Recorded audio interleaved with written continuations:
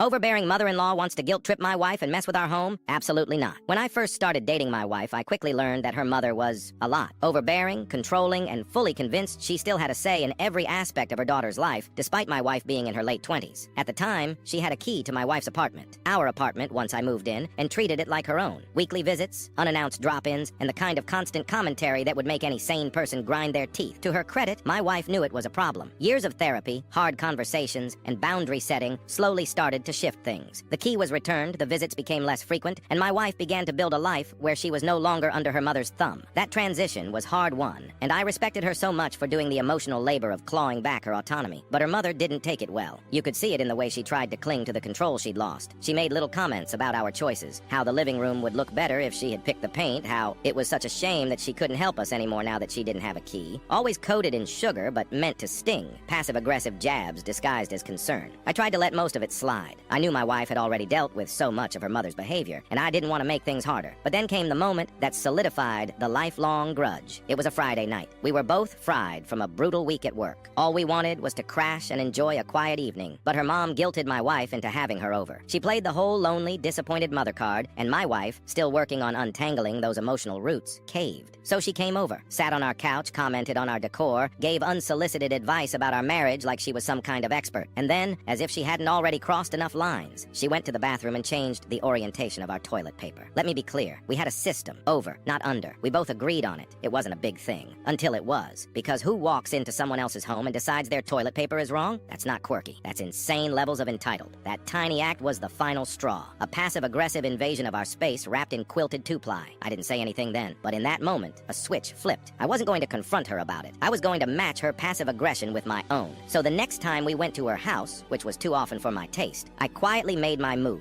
I changed the toilet paper orientation in every single bathroom. 3 of them. 1 upstairs, 1 downstairs, 1 in the guest wing. All flipped. I didn't announce it, didn't gloat, just made the switch and went about my visit like everything was normal, and I've done it every visit since, for 15 years. Every holiday, birthday, barbecue, whenever we step foot in her house, I flip the toilet paper. I've done it so consistently that I imagine she just assumes it's some strange, natural phenomenon. Maybe she knows it's me, maybe she doesn't, but she's never said a word about it. And more importantly, she has never touched our toilet paper again. It's a petty act, a stupid small hill to die on, but it's mine. It's my tiny rebellion against a woman who once tried to manipulate and guilt her daughter into submission, a symbol that we draw the line in our home, and that she doesn't get to cross it.